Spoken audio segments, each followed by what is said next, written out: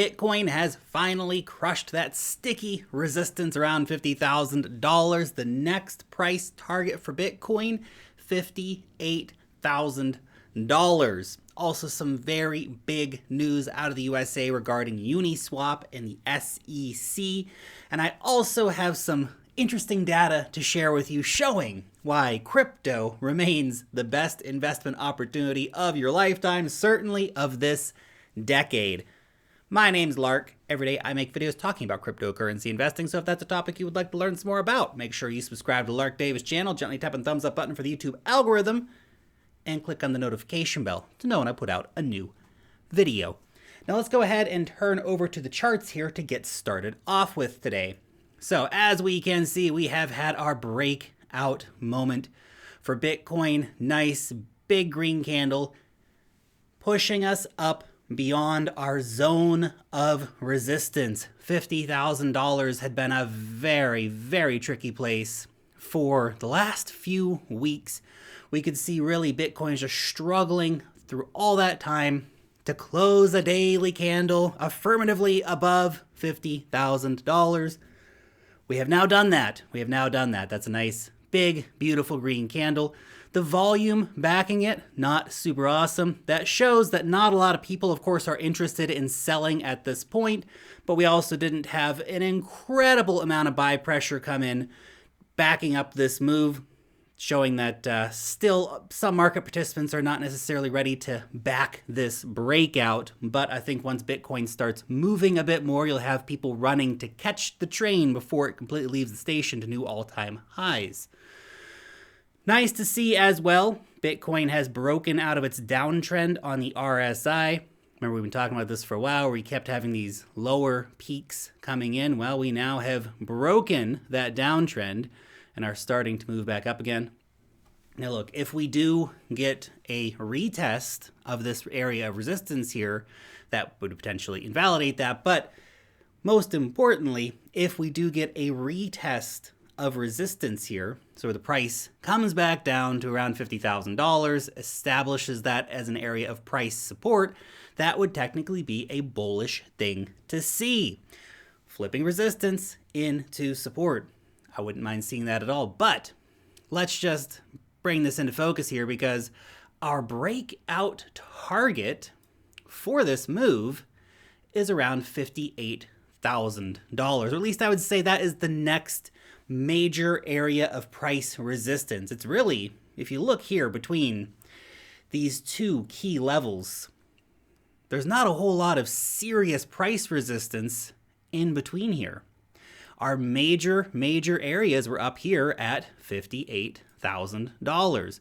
We can see price resistance here. We can see price resistance here. We can see price resistance here, price resistance here, price resistance here, and also some price resistance over here.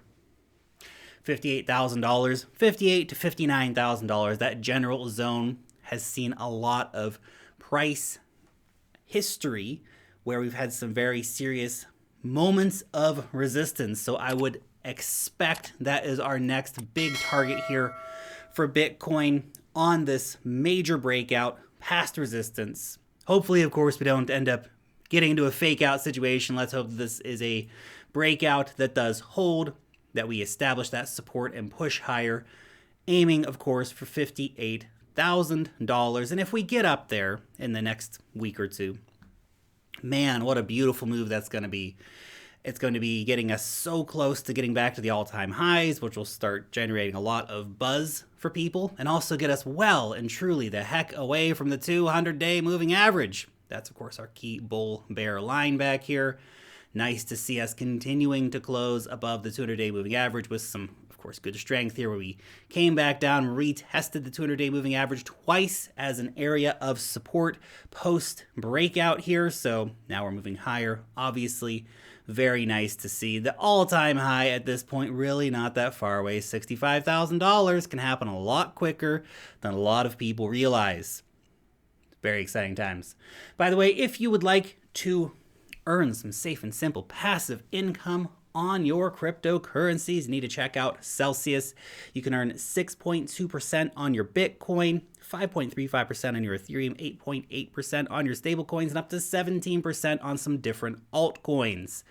Click on the link down below to start your account, and you can get a $50 Bitcoin bonus. So go ahead and check that out if you do want to start earning some passive income on your crypto. Now let's talk about Ethereum news. So we've had our first day where Ethereum has gone into negative issuance. It has burned more Ethereum than was minted. And this is from 2 days ago. I don't record videos of the weekend, otherwise we would have talked about this on Saturday. But this is from 2 days ago. Super exciting stuff because we've had our deflationary blocks. We talked about those a week or two ago. Now we've had an entire day where Ethereum went into negative issuance, burning more than was minted. That is incredible stuff right there. I know it's just 1 day. It's just 1 day right now. But still, it's really showing you the effects of EIP 1559 in the burning mechanism. Keep in mind, right now, what are we seeing? The staking contract just continues to see Ethereum piling into it. We are seeing Ethereum on exchanges continuing to fall. We are seeing massive accumulation of Ethereum. And now we have this going on where we're burning all of this ETH. Incredible. Love it. Absolutely love it. Now, in other Ethereum-related news, Uniswap, the biggest decentralized exchange on Ethereum, basically in the entire crypto space, under investigation by the SEC. Man, that's some crazy stuff because the SEC, I really feel like, has just been a bad actor in the crypto space. There's not really much good that they have done. They've tried to stifle innovation, to make it more difficult for companies to operate within the USA. They've made it impossible for regular American investors to be able to get airdrops, right? Well, you can still get airdrops, but some people might get in trouble, and you're seeing more and more that people are saying no Americans for airdrops. What about token sales? Americans are almost completely excluded from token sales. Once in a blue moon, there might be something you guys are allowed to invest in. But for the most part, everybody else gets the drop on you. Everybody else gets to buy those tokens cheaper and then sell them to Americans for a markup later on. It's a ridiculous, ridiculous thing that the SEC has done, pushing these kind of laws, excluding regular investors from being able to invest in token sales, making them miss out on airdrops, and going after developers of software again and again and again. And now we've seen the SEC going after mixers. Now a mixer is either a Bitcoin or also an Ethereum service where basically you send your Bitcoin in, for example, and it gets washed, let's say mixed together with other Bitcoin, and then it comes out the other end, making it very, very difficult to trace who sent what where. That kind of software has got some developers in big trouble with the SEC. Here now we also see the SEC coming after Uniswap. Now that is a real shot across the bow for the entire crypto industry, I think, because it's saying that we don't like decentralization. We don't like this kind of technological innovation that we can't completely control. Because Uniswap is an absolutely game-changing exchange. Anybody can add liquidity for tokens. That's pretty crazy stuff when you actually stop to think about what it is. And yeah, okay, that has meant that there's been some crazy, scammy stuff going on Uniswap, but it's a free marketplace. A free marketplace. That's also an awesome thing. Does come with its own dangers. But the SEC, they're always out there, oh, protect investors from getting rich. They want to protect you from getting rich. You can't have a bunch of people getting rich off crypto. Where are they going to find wage slaves to do all the crappy jobs if everybody got rich off of dog meme coins and stuff like that? It's problematic. It's problematic. Can't have that kind of stuff happening. Yeah, no. But look, very serious here though, guys. This is not good, because essentially what the SEC is going to do, force developers offshore almost completely. Because why, if you're a crypto company, why would you want to be operating in the US when this is what can happen to you?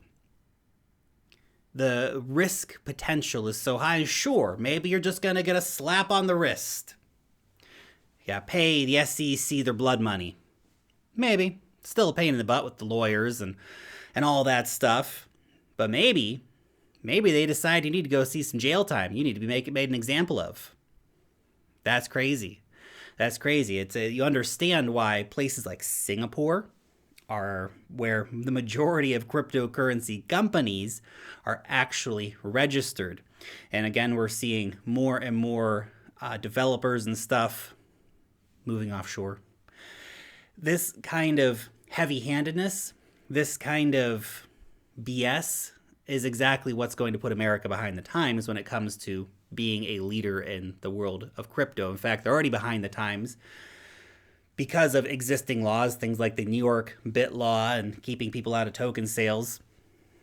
They're already behind the times. This is going to make it worse. And of course, the infrastructure bill, when it comes out, if it does not get amended, will also make it worse for America. And look, Americans will still be able to buy crypto on centralized exchanges. Yes, some companies are still going to build in the USA, but it's an economic opportunity on par with the internet that the SEC seems to be pushing to get out of the USA. So not cool, not a cool story by any means. I hope, of course, that this goes well for Uniswap. I love me some Uniswap, but yeah, SEC, man, come on.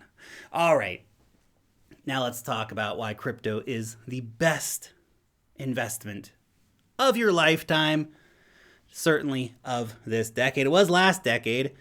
It will be again this decade too, which of course makes me even more frustrated about all that stuff the SEC does, because the numbers are obvious. The proof is in the pudding, and they're trying to make it as hard as possible for people to participate in these things, which is not good. Now, this is from Michael Saylor, CEO of MicroStrategy, of course. He says, if I had chosen gold instead of Bitcoin last year, it would have been a multi-billion-dollar mistake. Think about that. So as his diversification away from cash, they chose Bitcoin, and of course, they've gone totally crazy on their Bitcoin stacking over there at MicroStrategy, but the numbers really speak for themselves. Look at this. A 376% return on their Bitcoin invested. Think about that. That's pretty damn crazy. So this is on 12 month return. So if they had held gold, they would have lost 5.8%. That's a lot of difference right there. A lot of difference. Volatility, yeah, sure. Gold is less volatile, but that's, you miss out on all the upside. Yes, Bitcoin is volatile, but as the saying goes, the volatility is the price that you pay for performance. Look at that, 376% gains. And this is on billions of dollars worth of Bitcoin purchases, by the way. That's a lot of gains. And of course, we can add in the cash factor here. Had MicroStrategy sat just in a giant stack of US dollars, they probably would have lost more than the gold. How much has the US dollar been inflated in the last 12 months? It's been a lot. So, Bitcoin, the obvious choice here. And this is returns versus Bitcoin for gold over the last 12 months, 3 months, and 5 years. You can see the choice is obvious. Buy Bitcoin, hold Bitcoin. Achieve your financial freedom. Now we can see Bitcoin versus the top stocks here as well. So this is actually Bitcoin and Ethereum. Ethereum actually outperforming Bitcoin. Bitcoin, man. Come on, time to step the game up here, buddy. Now we can see Ethereum is in the green here. Oh, let me get myself off of the screen real quick. Ethereum here in the green. You can see it's performed very, very well.